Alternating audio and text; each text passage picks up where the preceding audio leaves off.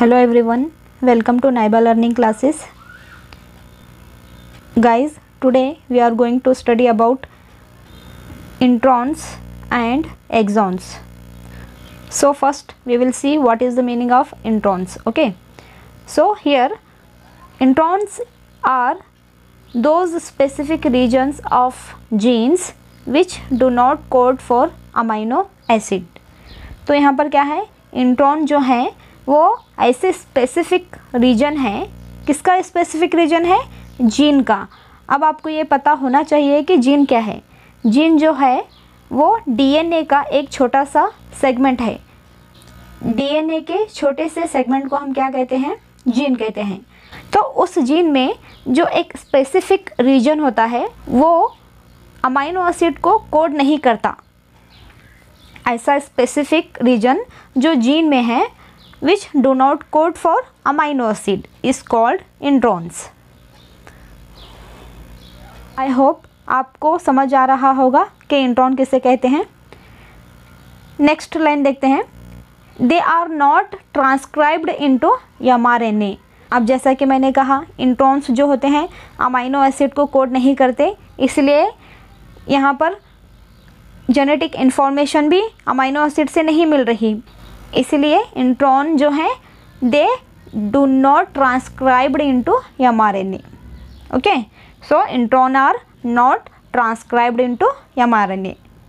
अगर कोई genetic information होती तो वो ट्रांसक्राइब हो सकते थे, पर यहाँ पर अमाइनो एसिड का इंट्रॉन में कोई रोल नहीं है. इसलिए क्या हो रहा है, introns are not capable to transcribed into mRNA. I hope आपको समझ आ रहा होगा इंट्रॉन किसे कहते हैं. Now let's see what is the meaning of exon. Exons are the specific regions of gene which code for amino acid.